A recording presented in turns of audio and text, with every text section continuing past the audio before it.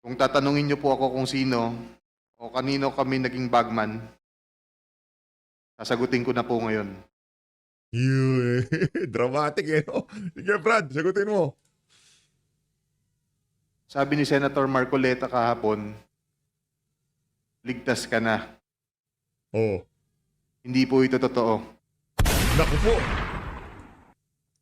Si Senator Jinggoy Ejercito Estrada, Senator Joel Villanueva, Yusek Robert Bernardo, at D. Alcantara.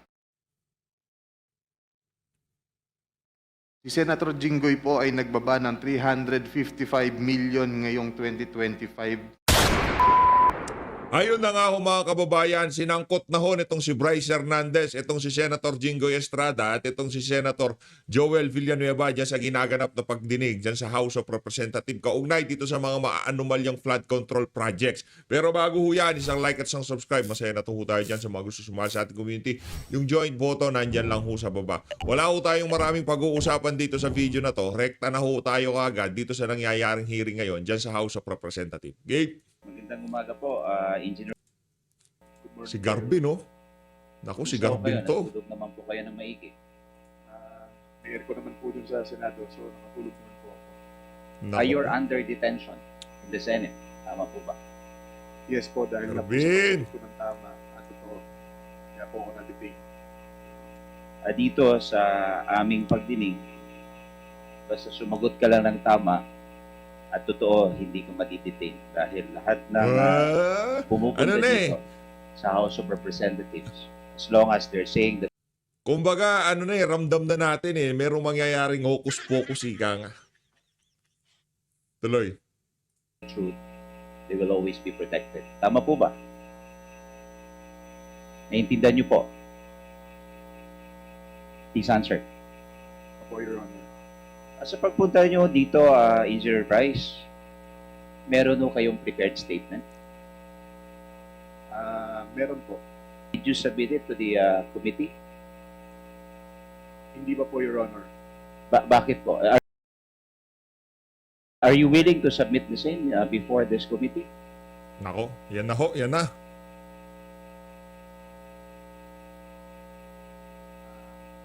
Can you please give me time, Your Honor, to prepare the statement? Mr. Chair, he's asking to confer with his counsel. Would he be allowed to confer with his counsel, Mr. Chair? Sorry, can you repeat the question? Humihingi po ng paintulot si Mr. Bryce kung pwede makausap na yung kanyang mga abogado yata. Yes, you can confer with counsel.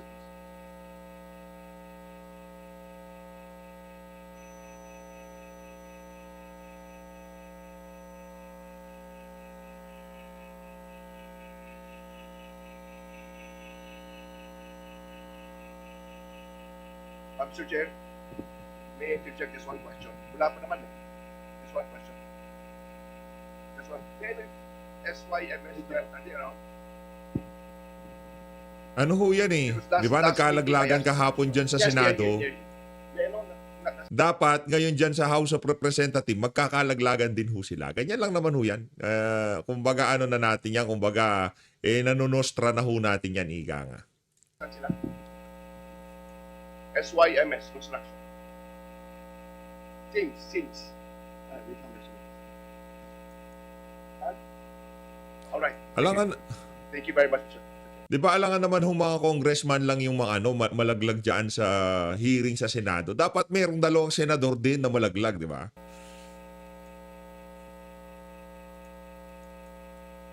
Mr. Chair, I think Mr. or Engineer Bryce is requesting to be recognized, Mr. Chair. Engineer Bryce, you may proceed. Your Honor, meron po ako naka-prepare na written statement. Yan. Pero to submit it, sana mabigyan niyo po kami ng konting panahon pa po.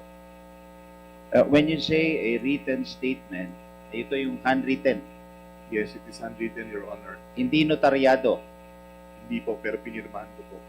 Susabihin, pinirmahan mo dahil ito sulat mo mismo. Tama? Mabilisan ha. Yes, Lak Your ng Honor. toko. Sulat ko po mismo at pirma ko rin po. Okay. Parang ano to parang Mabilisan. holographic wheel. Sorry.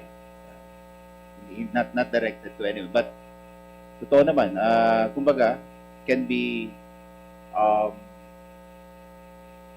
accepted in any courts of law dahil signed by the person, handwritten, and signed by him. Tama po ba, Profesora Luistro? Tama po ba? But, please Sige continue, na, nahiya Mr. pa kayo Bryce. Kailan ho kayo pumasok sa District Engineering Office doon sa Bulacan? Nag-start po ako sa Bulacan First Engineering District noong 2012 po. 2012. At nung una kang pumasok, ano yung iyong kumbaga kasangkapan doon or position? Entry level po ng permanent position, isa po akong engineer 2 as inspector po. And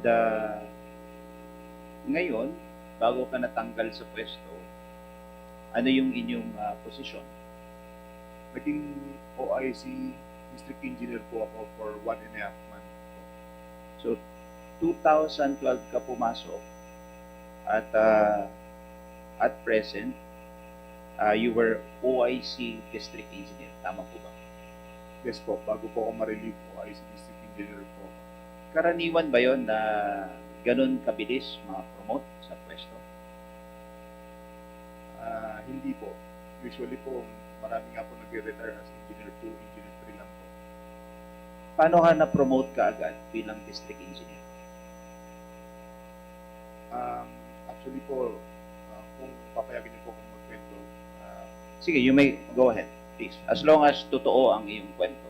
ako, 2012, till As long napasok sa narrative ng mga taga-House of Representative, tuloy mo yung mga sinasabi mo, Bryce.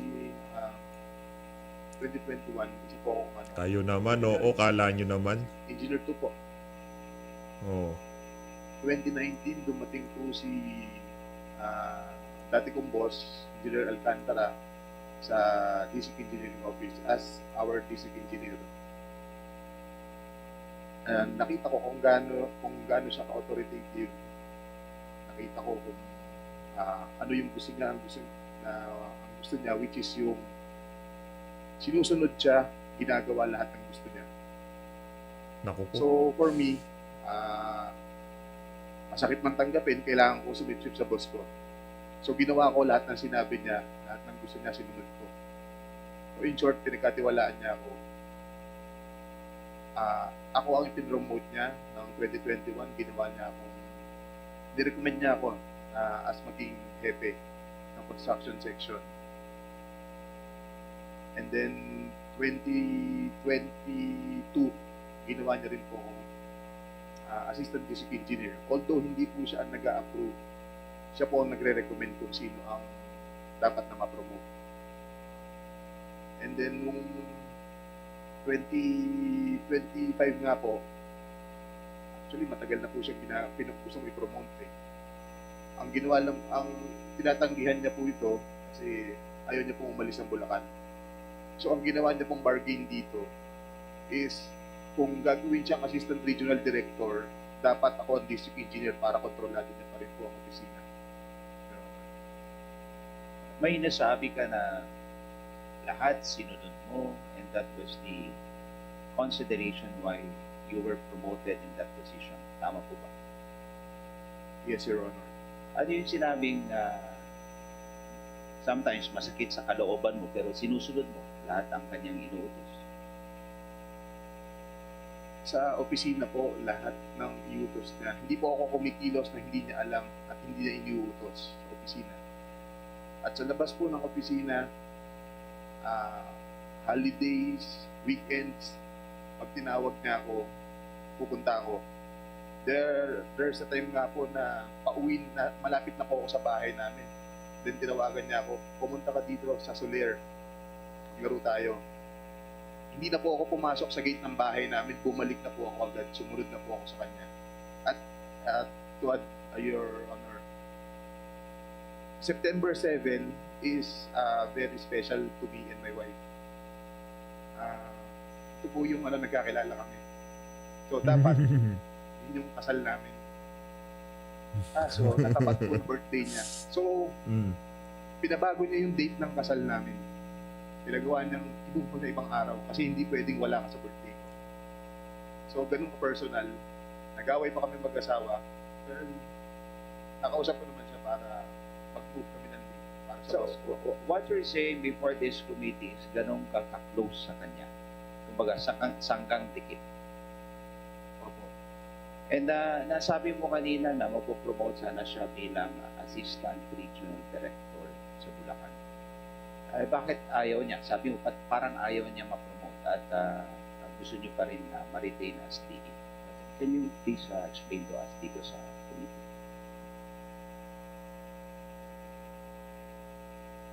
Kasi ito na po, lagi na po sinasabi sa amin, hindi naman po sa akin lang, pag nag-meeting kami na staff meeting ng office niya, ito na yung comfort zone niya. Taga dito na siya. Tsaka malaki po ang pondo ng opisina namin. Comfort. Speaking Ano of to? pondo, ito ba yung pinagkukunan ng mga proyekto na kung saan ito na yung subject ng controversy or ghost project sa Bulacan? Tama po ba? Yes po, Your Honor. Some, not all. Some. Some are. Yes po. Tama po. Kahapon, dedirectay na kita. Dahil ikaw ang itinuro ni Sally Santos ng SIMS na kung saan yung mga kahon na ang laman na ay pera sa iyo itinideliver. Tama po ba? Yes, Your Honor. Sa office ko po, dinadala ni Sally Santos lahat ng pera na nakakahon. When you say sa office mo, dinadala lahat yung pera. Can you tell us, before this committee, kung gaano nakalaki ang dinalang pera ni Sally Santos sa office mo? Mula po nung 2022, billion na po. Bilyon? 2022. 2022 ha? Malinaw ho mga kababayan, 2022, hindi 2016 ha, 2022 ho. Okay, panahon pa yun ni Tatay Digong, pero doon na ho nag-umpisa kasi alam ng mga buhaya dyan sa House of Representatives, makakapagpakasasa na sila, di ba? Wala na si Digong eh. Huling budget na ni Digong yan, di ba? O, nag-ano na ho sila, kumbaga nag-all out ho sila noong mga panahon na yon. Tuloy-tuloy na ho yan. Hanggang ngayon 2025. Saan napunta yun? I mean, sa'yo lang lahat? Your Honor, hindi po. Lahat po ng i-deliver ni Sally Santos na pera na nakakahon, wala po akong ginagalaw doon. Yun po yung Nako. pinakukuha rin ng boss ko sa opisina ko. Kaya lang po doon pinapalagay kasi wala pong tao umakit doon sa opisina ko. Wala po akong katabing opisina doon. Napakasanto mo naman. Yung bilyon na hindi nababawasan at wala. Teka muna, 2022 hanggang anong taon? Yung bilyon na yon? 2025 po. 2022 to 2025. Okay. So sabihin na natin, deliver sa opisina mo, para kanino yon? Para kay District Engineer Henry Alcantara. Nako, laglag si Alcantara dito. Yari Tama. si Alcantara. Engineer Bryce, Nako po. sabi ko sa'yo, itong committee na to, you can only be protected if you will say the truth. Naintindihan mo po ba? Yes, Your Honor. Pag sinabi mo kay Engineer Bryce, yung lahat na yon napunta kay Engineer Bryce? Kay Engineer Alcantara po. Engineer Alcantara, sorry. Hindi ko po alam kung sa kanya napunta lahat yon, pero siya po ang nagpakuha lahat ng pera na nakakahon na yon. Imposible naman na Kaya nga. lahat lang yon kay Engineer Alcantara. Maging Walang para magpakatotoo sa'yo, ka ganun? dito sa ating committee ba? May Go ahead. para magsalita po ako ng mga involved dito kung kanino po napupunta yon. Siyempre, tatakot din po ako sa buhay ko, sa pamilya ko. Kasi hindi naman po birong tao itong mga involved dito eh. As I've So- said, Engineer Bryce, you will be protected by this committee as long as you will say the truth. Nako.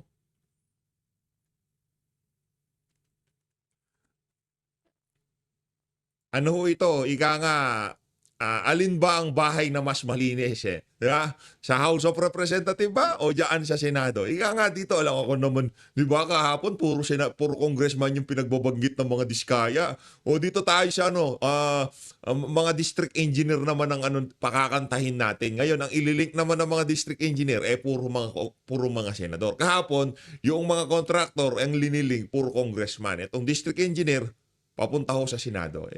Yung sinasabi Pwede natin. po bang huwag nyo na ako ibalik sa Senate, Nako.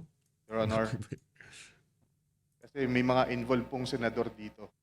Nako! At hindi ko po alam ang magiging kapalaran ko pag binalik niyo ako doon. Magsalita ka muna. And this committee will assure you that you will be protected.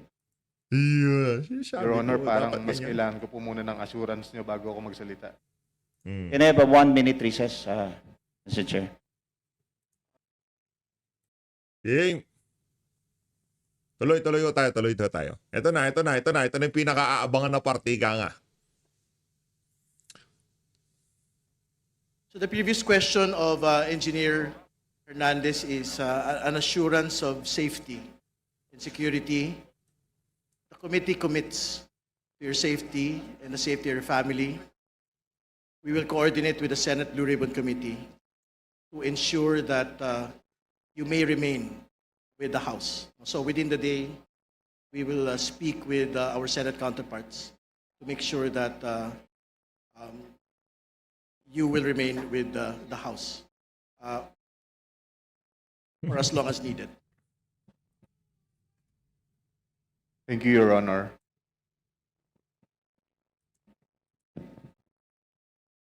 Congressman Adyong is recognized, please.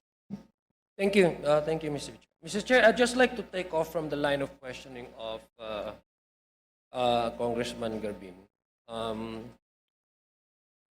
Engineer Bryce, binigyan ka namin ng oras. You requested for a few minutes para to confer with your lawyers. Are you ready now to answer the question? Sabi mo kanina may mga involved na mga senador. Tama po ba? Pagkarinig ko. Yes po, Your Honor. Nako po! So, kanina Yari. sinabi mo na mga involved na senador. Ibig sabihin, kasi the line of questioning kanina is that you were receiving a certain amount from Sally Santos. Tama po ba? Yes, Your Honor. At binibigay niya ito sa iyo sa inyong opisina. Tama po ba? Yes, Your Honor. In fact, there's one incident that was mentioned by Sally Santos in the Senate na 245 million yung isang natatandaan niya na ibigay niya sa'yo. Tama po ba? Yes, Your Honor. Itong 245, just a portion of that, because according to you, from 2022 up to 2025, your estimate is that it's over $1 billion na yung natanggap mo. Tama po ba? Yes, Your Honor, approximately. Okay, sige. So binibigay mo to kay Engineer Alcantara. Tama po? Hindi ko po binibigay, kinukuha niya po sa Kinukuha, opisina ko. sorry. Kinukuha ni Grabe to, grabe to. Alcantara. Nakabox nga po, sabi niyo nga po, di ba? Yes, Your Honor. Okay, pag sinabi mong may involved, ibig sabihin logic would dictate and you don't need to be a rocket scientist para Yes, to assume rocket that yung scientist. binibigay ay may hati-hati. Tama po ba? May breakdown. Yes po, Your Honor. Sinasabi niya po, kinukuha na yung commitment. Commitment na ano ibig sabihin commitment? Yung kaninong hatian yon. Kung ako po mag-interpret, commitment po para kay Senator. Okay, may we know sino yung mga sinasabi mong mga kumukuha or may commitment sa mga senador? Kasi you mentioned this earlier before we grant you the request of having a recess, suspended. May we know who are these sinasabi mong may mga involved na mga senador? Okay lang po bang basahin ko, Your Honor, kung ano lang po yung naisulat ko? Pero Yan. pinapangako ko na Ano ba yan? Ano ba? Tanong ko lang, Bryce, nag-ano ba kayo? Na betting process ka ba bago mo babasahin yan? Nabigyan mo na ba ng copy yan si Abante? Wala na si Boy Google eh. Kaya Nakausap mo ba si Benny Abante? Di ba? Para malaman namin, nagka-betting process ba? Oh, inabot ba sa iyo yung papel na yan? Kailan mo sinulat yan? Di ba? Oh, yan lang naman ho yan kasi talagang naniniwala ho tayo dito na ano yan, kumbaga rest back ng mga congressman yan sa mga senador. Rest back ho po yan. sa inyo na ang full details ito maibibigay ko po sa written statement namin ng mga abogado ko. Mr. Chair, our guest is requesting that he be allowed to read. Ito ba yung salaysay mo na pinirmahan mo? Tama po ba? Ito ba yung tinatanong sa'yo kanina ni Congressman Garbin? Yes po, sinulat po at pinirmahan ko rin po. Okay. Mr. Chair, may we request that he be allowed to read his salaysay, his statement? Yan. Engineer Hernandez, please. Basahin mo, Brad. Thank you.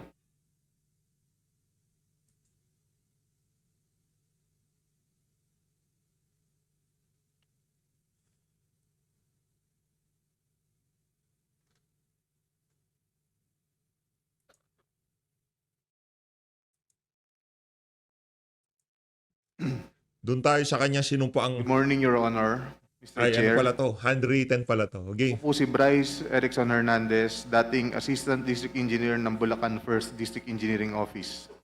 Hmm. Ako po ay na-contempt kahapon sa Senate Blue Ribbon Committee.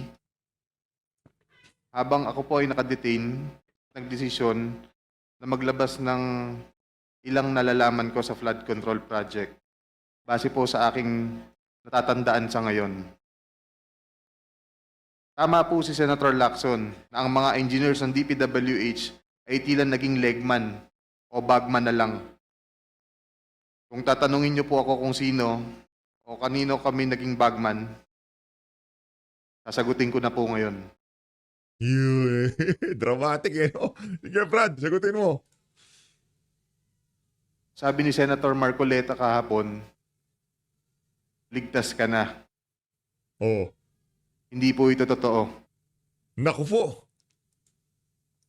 Si Senator Jinggoy Ejercito Estrada, Senator Joel Villanueva, Yusek Robert Bernardo, at D. Alcantara. Si Senator Jinggoy po ay nagbaba ng 355 million ngayong 2025 sa mga ilang projects sa Bulacan.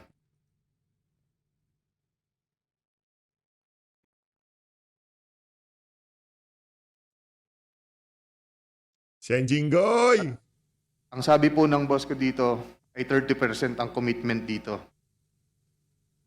Ang mga projects po na to ay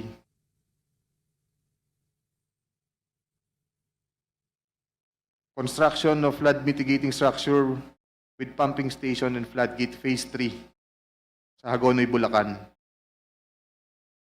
Flood control mitigating structure with pumping station and floodgate sa Malolos, Bulacan. Hindi ko na po babasahin lahat to. Isasama ko po to sa aking written statement. No, mahalaga pong basahin yung buong listahan ng mga proyekto. These are Your the line items Yan. that Ano everyone yun has eh, been talking about. kumbaga, kasama yan sa deal nyo dyan sa House of Representatives. Basahin mo lahat, Brad. Wala kang tatanggalin. Lahatin mo yan, ika. So I think the nation deserves to know which particular line items that are in the GAA that are being implemented for these particular personalities. Mr. Chair, may I Si also Redon request talagang palumpalo. to Ganadong-ganado si read Redon. the entirety of his salaysay. Yes, And yes. not to select portion of his salaysay. Para Yes, po he will. klaro. I think he will be required to read the entire, but we need the specific line item in the General Appropriations Act to be able to tie these particular projects to political personalities, not Yan. just DPWH engineers, not just Yan. contractors. Please proceed. Mr. Chair,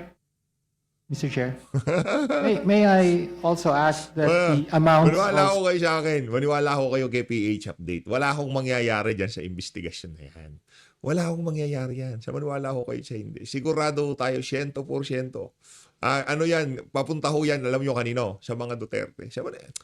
Maniwala ho kayo mga kababayan, papunta sa mga Duterte yan. Yung investigasyon na yan, inuunti-unti na nga nila eh. Yung palang opening salvo nitong si Redon, di ba? O, ano daw, mula daw kay Noynoy, kay Duterte na kung saan talaga na mayagpag, tapos pinagpatuloy lang daw dito kay Marcos Jr. Base nga dito kay Bryce. O, kay Bryce Hernandez, ano sabi niya? kay Marcos, sa dating Pangulong Rodrigo Duterte, wala mga ano doon, wala man siya nabanggit doon noong 2022 lang ho talaga. Kasi alam na ng mga congressman, aalis na. Itong si Tatay Digong, kaya nag-all out na ho sila sa pagnanakaw noong mga panahon na yon. Yung mga lehitimong project na nasa GAA, na nasa NEP, na talagang akala ni Tatay Digong mai-implementa na maayos yan. Pag-alis ni Tatay Digong, nag-umpisa na ang party ika nga 2022. Also be read. I Yes, think if it's it, important that the public will also know the yes, if amounts. it is available, Engineer Hernandez, please mention the amount as well. Mr. Chair, Yan. saglit na interjection lang. After the statement of Sir Bryce, may we have the copy of his statement para po makapagtanong din yung mga members based on his ongoing statement. Mr. Chair. Maraming salamat. If that is practicable, Deputy Speaker, we will ask him to do it, but it is a handwritten statement. So I think we have to listen to his entire salaysay first. Please proceed with the line items, please.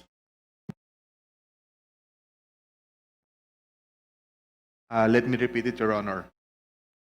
First, construction of flood mitigating structure with pumping station and floodgate, Phase 3, Barangay Mercado, Hagonoy, Bulacan, with an allocation of 60 million pesos.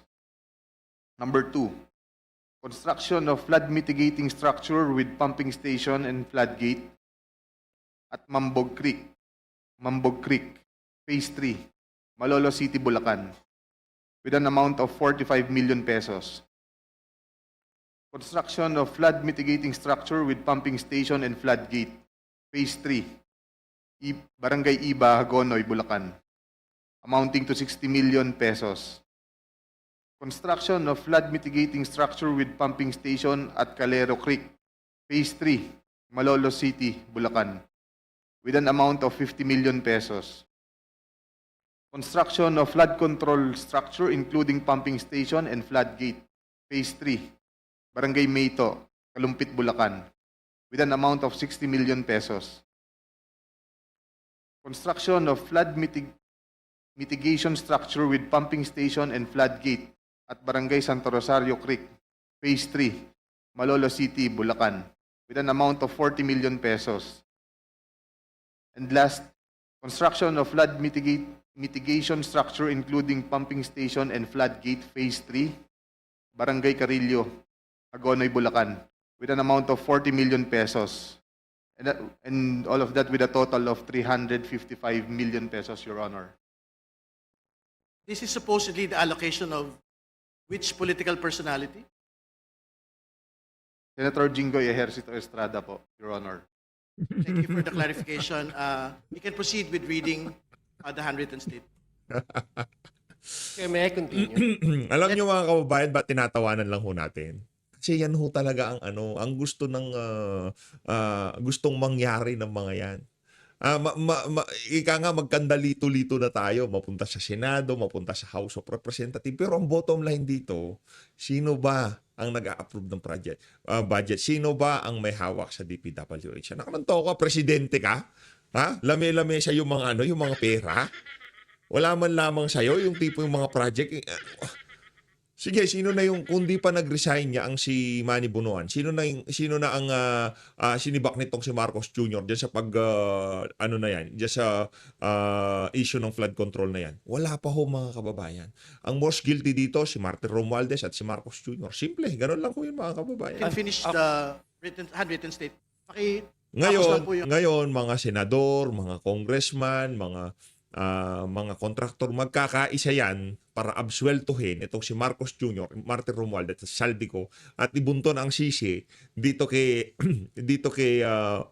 kung kanino man nila gustong ibunton yung sisi, sa mga diskaya, sa mga senador. Doon ho talaga nila patatakbuhin tong issue na to. Ang dating parang ang most guilty dito yung mga diskaya at itong mga senador na to. Yun ang nakikita natin dito. Kayo ho ba mga kababayan, i-comment nyo sa baba kung ano nakikita nyo. Pero tayo dito sigurado na lokohan ho ito. Ika nga nitong si Senator Toby Chanco, paano tayo dyan? Paano natin iimbestigahan mga sarili natin? Ngayon, ang nangyayari, liniliso ng mga congressman na to, yung sisi. Ibinibigay nila doon sa mga senador na kalaban nila dyan sa Senado. Malinaw yan. Yung handwritten statement ng pagbasa.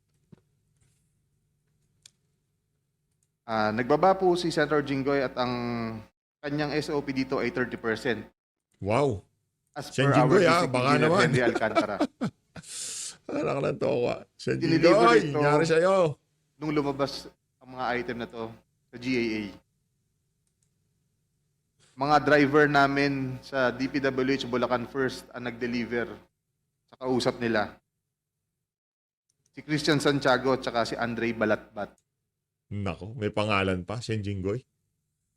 Galing din ito sa utos ni D. Alcantara.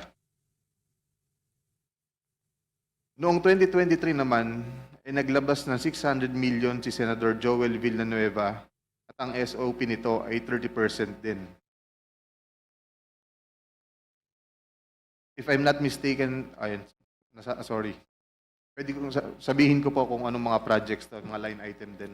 Please proceed with disclosing the line items so the Yan. nation may able to tie the line item to the political personality involved.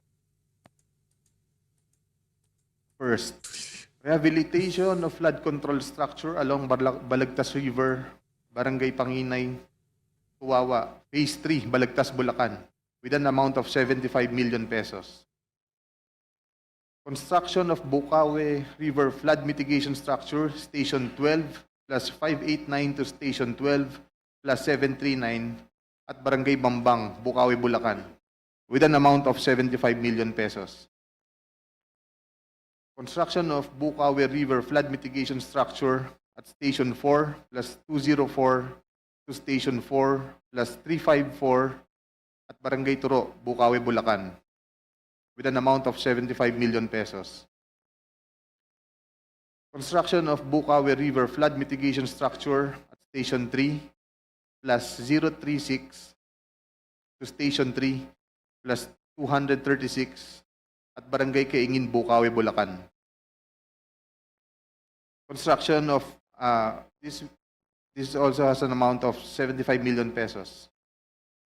Number 5, construction of Bukawe River Flood Mitigation Structure at Station 5 plus 466 to Station 5 plus 667 at Barangay Bunlo, Bukawe, Bulacan with also an amount of 75 million pesos. Construction of Balagtas River Flood Mitigation Structure at Station 3 plus 533 to Station 3 plus 683 at Barangay Santol, Balagtas, Bulacan with an amount of 75 million pesos also. Construction of Balagtas River Flood Mitigation Structure at Station 7 plus 654 to Station 7 plus 804 at Barangay Dalig, Balagtas, Bulacan. Also with an amount of 75 million pesos. And last is the construction of Balagtas River Flood Mitigation Structure at Station 14 plus 124 to Station 14 to 200 plus 274 at Barangay San Juan, Balagtas, Bulacan. Also with an amount of 75 million pesos. And all in all with a total of 600 million pesos. Can you state again for the record the total amount and that this Total is amount. the projects for which particular political personality? 600 million pesos last 2023 from Senator Joel Villanueva. Thank you. Please proceed with your handwritten statement.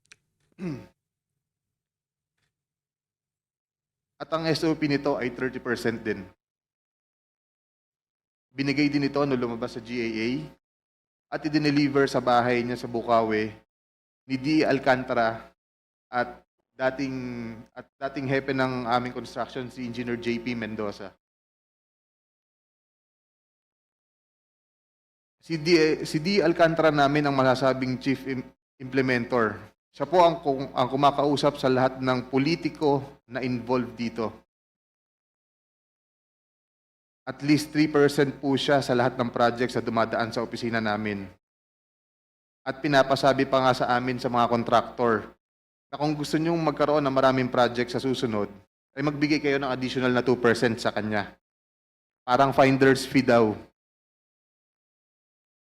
Si DE Henry Alcantara po ang usually nagde-deliver sa mga politiko at kay Yusek Robert Bernardo po. Pasensya na po, ito pa lang po ang aking mga masasabi sa ngayon. Mabigyan lang po ako ng sapat na oras at pagkakataon na makausap ang aking mga abogando. Handa na po akong maglabas ng lahat ng nalalaman ko pa. Maraming salamat po. Mr. Chair, Mr. Chair, Mr. Chair. I still have, may I be allowed to continue?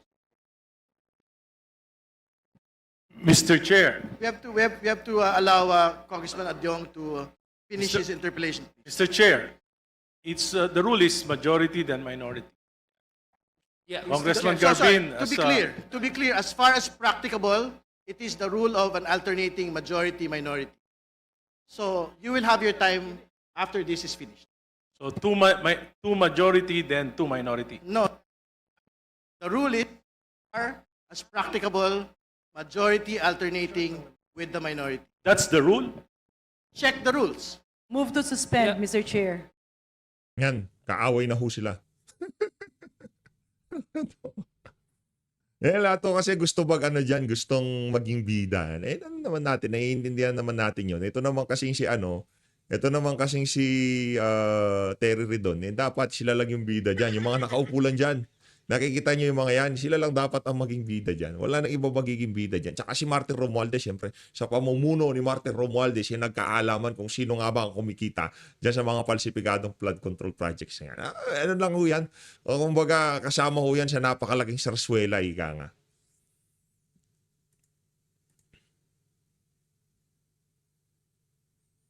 Redon! Nabilis! Meeting resumed. Please proceed. Yeah, Mr. Chair, thank you. Para naman, Mr. Chair, hindi tayo magmukhang because we don't also want just as mere allegations, no? We just want to know from our guest, Bryce, do you have a circumstantial evidence that can prove your allegations as indeed these arrangements ay nangyayari? Meron ka bang pruweba, halimbawa, na text man lang or usapan or para at least just to make sure, no, for fairness sake. Your Honor, regarding sa mga text messages, wala po. Lahat po ito, sinasabi po ng aking boss sa akin. Okay, si dahil Alcantara. kagaya nga po ng sabi ko, ganun po ako kaklose sa kanya. Lahat po ng transaction sinasama niya ako. Thank you. Mr. Chair, did we invite Engineer Alcantara? Engineer Alcantara is here. Okay. Mr. Chair, may I continue? Mr. Chair, kanina sinabi mo sa unang tanong ng aking kasamaan dito, si Congressman Garbin, na lahat ay kontrolado ni DE Alcantara. Tama ba? Na he wanted you to be his assistant district engineer. Kasi gusto niya kontrolado lahat. Tama ba, Bryce, yung pagkarinig ko? Yes po, Your Honor. Thank you. Gusto ko lang malaman itong connection with the Sims Construction. Anong year po kayo naging back chairman? So, ibig sabihin si Engineer Alcantara din po ang nagtalaga sa iyo na maging back chairman. Yes, Your Honor. Okay. Ako ang nag-recommend. Okay, siyang nag-recommend. Kasi gusto niya, kontrolado niya lahat, kaya nga nandyan ka, yun ang gusto mong sabihin, di ba? So anong year ka naging back chairman? Kasi, Mr. Chair, I want to know, yung sa base po sa salaysay ni Sally Santos, ito po yung mga ghost projects sa Bulacan na panalunan po ng Sims Construction, Wawaw Construction, ay yung isa pa, Mr. Chair. Na kung saan, Mr. Chair, according sa ating data, ay ang naging chairman nito sa pagbibid nitong mga projects, na mga ghost projects, ay chairman nito ay si Engineer Bryce.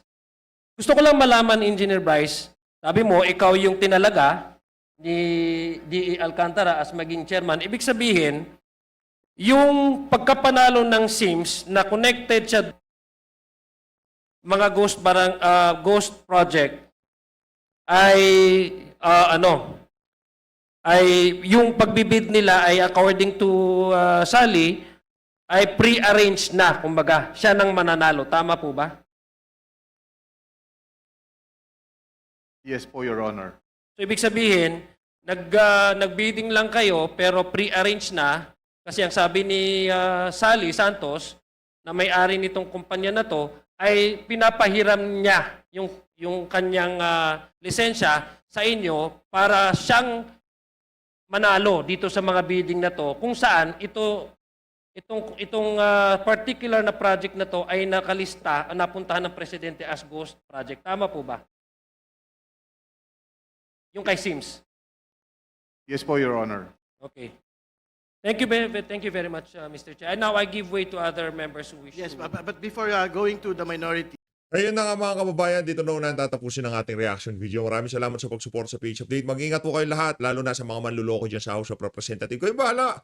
Kung gusto nyo maniwala, nasa sa inyo yan. Ano yan, napakalaking sariswela na nangyayari dito sa flood control issue na to. Focus tayo sa pinanggagalingan ng korupsyon. Saan yan? Sa budget. Implementation, sino? Marcos Jr. Sino may kasalanan? Siyempre, Marcos Jr. at ang gumagawa ng budget. Martin Romualdez, Marcos Jr. Sila ho dito. Kung sino man ang magsasabi na salamat kay Marcos Jr. dahil sa siniwalat ni Marcos Jr., mga kababayan, paghuhugas kamay ho yan. At sa ginagawa nilang yan, kumikita din ho sila sa pagtatanggol dito kay Marcos Jr. Ano man yan, pabor, pagdating ng panahon, sila ang gagawin ganito, ganyan. Wag ho kayong magpabola. Pare-pare sa tayo matagal dito sa politika. Alam nyo na ho ang galaw ng politika sa Pilipinas. Wag na ho kayong magpaloko. So always, mag-ingat ho kayong lahat. Mahal natin ng Pilipinas.